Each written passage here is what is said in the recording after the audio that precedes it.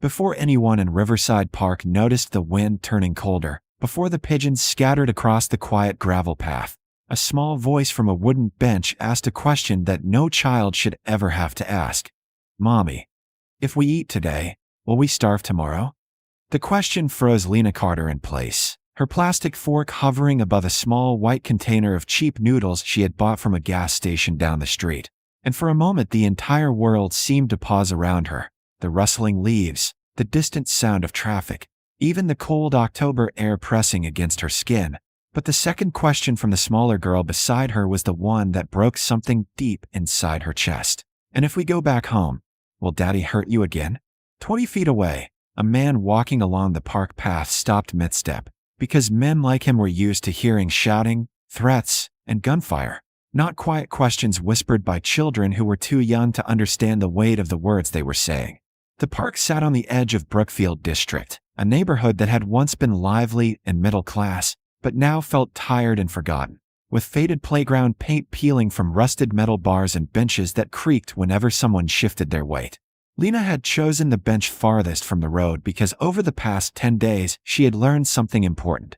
The farther you stayed from the street, the less likely people were to notice you, and right now being invisible was the only safety she had left. Lena was 32 years old, with dark brown hair tied into a messy, not using a rubber band she had found at the bottom of her purse, and eyes that looked exhausted in a way that sleep alone could never fix. The kind of exhaustion that came from years of listening for footsteps in the hallway, from flinching whenever a door slammed, from measuring every word she spoke, because the wrong sentence could turn an ordinary evening into a nightmare. Beside her sat her daughters, Emily, 7, and Sophie, 5, wearing mismatched jackets someone at a church donation box had given them 2 days earlier. Emily's coat was thin and pink with a broken zipper, while Sophie's oversized gray hoodie swallowed her hands every time she tried to hold her fork. Their shoes were clean but worn, their hair carefully braided that morning by Lena's shaking fingers because no matter how chaotic life became, Lena had always braided their hair before the day began, as if that small routine could protect them from the rest of the world. In her pocket sat the last of their money, $14.30, which was all that remained from the $120 she had grabbed from the kitchen drawer the night she left their house in Maple Ridge, the night her husband Daniel Carter came home drunk and furious about something so small Lena could barely remember what started the argument. But she remembered the moment his hand struck her across the face while Emily and Sophie stood frozen in the hallway watching. He had hit her before. That wasn't new. But that night he did it in front of the girls, and when Sophie dropped her stuffed rabbit and didn't even cry, just stared with wide silent eyes, something inside Lena cracked open. Not shattered, not completely broken, but cracked enough to let courage slip through the fracture. She packed a small emergency bag she had secretly prepared months earlier with 2 changes of clothes for the girls, their birth certificates, her identification, and the little bit of cash she had been saving whenever she could hide a few dollars from Daniel. At midnight, she carried Sophie in her arms, held Emily's hand, and walked out the front door without even putting on shoes, driving through the night until the highway signs became unfamiliar and the city skyline appeared in the distance like a promise she hoped might be real. But hope was harder to find than she expected. Shelters were full. Hotels cost more than she could afford. So for 10 nights, they had slept in the back seat of Lena's aging sedan parked in different lots each evening, so Daniel couldn't track them, and every morning Lena pretended the car rides and cheap food were part of an adventure, even though Emily was old enough to see through the lie. The girls ate slowly now, not because they weren't hungry, but because hunger had taught them a quiet lesson over the past week. Eating slowly made the food last longer.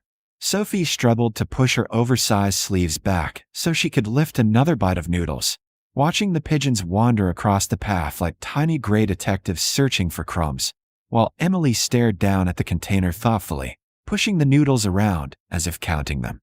Then she looked up and asked the question that stopped Lena's heart. "Mommy, if we eat today, will we starve tomorrow?"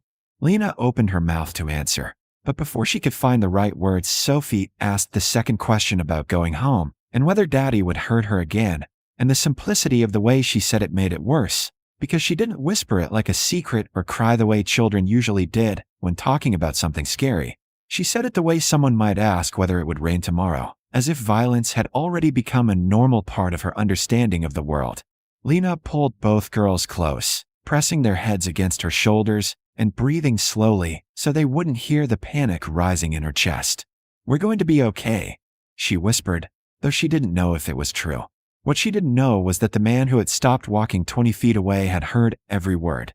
His name was Victor Moretti, and in this city people spoke that name carefully because Victor controlled businesses, casinos, and security networks across the entire region, a man known for solving problems in ways that rarely involved kindness. He was 60 years old with silver hair combed neatly back, broad shoulders hidden beneath a dark wool coat, and eyes that had seen enough violence to make most men look away. But standing there in the cold park listening to a little girl ask whether her father would hurt her mother again, Victor felt something he had buried decades ago stir beneath the surface, because once, a very long time ago, he had been a boy standing in a kitchen doorway while his own mother held a bag of frozen vegetables against a bruise and whispered the same lie Lena had just spoken, "We're fine." And for the first time in years, Victor Moretti found himself unable to keep walking. Before the warmth of Maggie's diner wrapped around them and the smell of fresh pancakes filled the air, the man who had built his reputation on power and fear stood quietly beside a bench in Riverside Park, offering something as simple as dinner to a mother who had spent 10 days trying to survive without help. Victor Moretti didn't approach suddenly. He walked slowly across the gravel path, keeping his hands visible and his voice calm, because the woman sitting on the bench looked like someone who had been forced to expect danger from every direction. Lena Carter noticed him immediately. Living with an abusive husband had trained her to hear footsteps before they reached her, and her shoulders stiffened as Victor stopped a few feet away. Emily watched him carefully, her young face already carrying the serious caution of someone who had seen too much, while little Sophie kept tugging the sleeves of her oversized hoodie up so she could hold her plastic fork. "I'm not here to bother you," Victor said quietly. "I just noticed your girls look cold." Lena's response came automatically, the same protective lie she had used for years. "We're fine." Victor nodded slightly. He recognized that sentence instantly. He had heard it from his own mother many times when he was a boy. "There's a diner 2 blocks from here," he said after a moment. "Hot food. Pancakes, soup. I'd like to buy your girls dinner." Lena hesitated. Every instinct told her not to trust strangers. But Victor wasn't stepping closer or pressuring her. He was simply offering. Emily looked straight at him. "Are you going to hurt us?" she asked bluntly. Victor met her gaze without hesitation. "No." Emily studied him for another moment before glancing at her mother. Lena saw the faint nod from her daughter and realized she was being asked to make a decision she had avoided for days. Accept help or keep struggling alone. Finally she whispered, "Okay." The walk to Maggie's diner was short. Victor walked slightly ahead of them, leaving enough space so it was clear Lena and the girls were choosing to follow. When they pushed open the door, the small bell above it rang and warm air spilled over them. The waitress immediately recognized Victor and gave a respectful nod before leading them to a booth in the back. Sophie stared at the menu with wide eyes. "Mommy, they have pancakes," she said excitedly. "You can have pancakes," Lena told her gently. Emily ordered grilled cheese and tomato soup, and Lena reluctantly chose a sandwich after Victor quietly reminded her she should eat too. When the food arrived, Sophie's eyes lit up at the sight of the tall stack of pancakes covered in butter. "These are the biggest pancakes ever," she said with amazement. While the girls focused on eating, Lena slowly told Victor the truth about why they were there. She explained the years of abuse, the night she finally ran away with the girls, and the police report her husband Daniel had filed accusing her of kidnapping the children. Victor listened silently, his expression tightening only slightly when she described the worst moments. "If they find us," Lena said quietly, "they might take the girls away from me." Victor waited until the girls were distracted with their food before pulling out his phone. "I know a lawyer," he said calmly. "One of the best family attorneys in the state." Lena shook her head immediately. "I can't afford that." Victor dialed the number anyway. "You won't have to."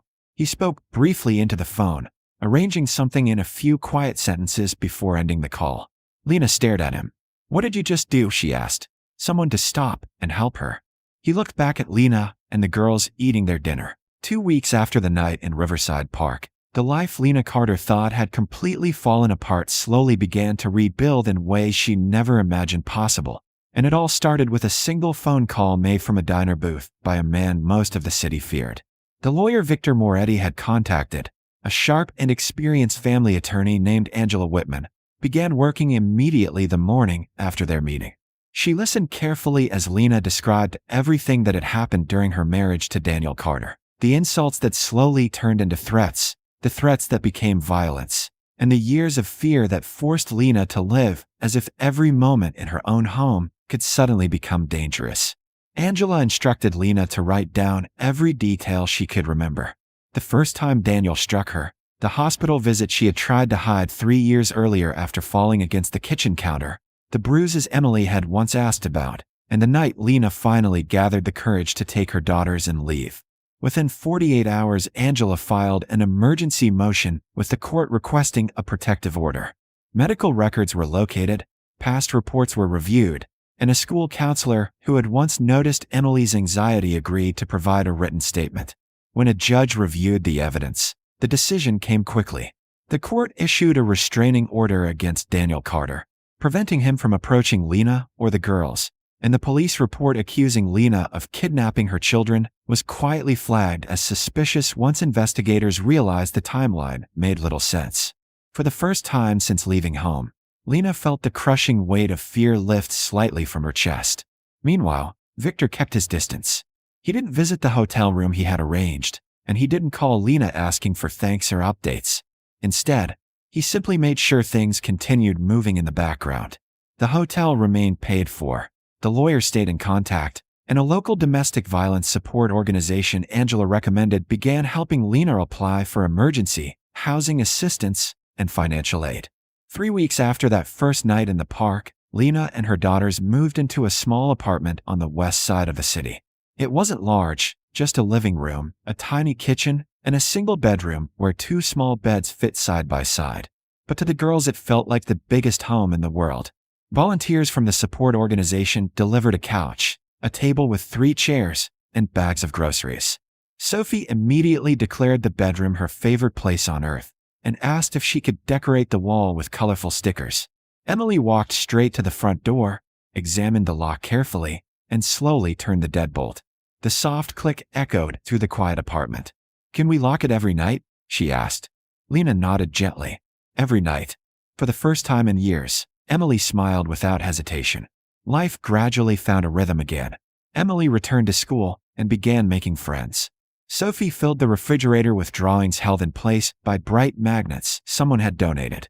Lena found part-time work at a nearby cafe, determined to rebuild a future where her daughters would never have to ask questions about hunger or fear again. 3 months later, on a cold winter afternoon, Lena decided to take the girls somewhere special. They walked into Maggie's diner, the same place where everything had begun to change. The bell above the door rang as warm air greeted them, and the waitress recognized them immediately, smiling as she led them back to the same booth near the window. Sophie ordered pancakes again with excited certainty. Emily asked for grilled cheese and tomato soup. Lena ordered the same sandwich she had eaten that night, but this time she finished the entire meal without saving half for later. As they ate, Sophie proudly unrolled a drawing she had been carrying all day. It showed 3 stick figures, standing in front of a small house with a tree beside it. Above the drawing, she had written one large word in purple crayon: home. Lena felt tears gather in her eyes as she held the picture against her chest. Outside the diner window, a black car sat quietly across the street. Inside it, Victor Moretti watched through the fog glass for a brief moment. He saw the girls laughing, saw Lena smiling in a way that looked lighter than the woman he had first met in the park. He couldn't hear their conversation, but he didn't need to. The way Lena held the drawing told him everything had turned out the way it should. Victor placed his hands on the steering wheel and slowly pulled the car away from the curb. For the first time in many years, the memory of his own mother whispering, "We're fine," no longer carried the same weight it once did. The world hadn't changed, and there were still countless stories like Lena's happening every day. But in one small corner of the city, he had stopped walking and chosen not to look away. And sometimes, that was enough to change everything.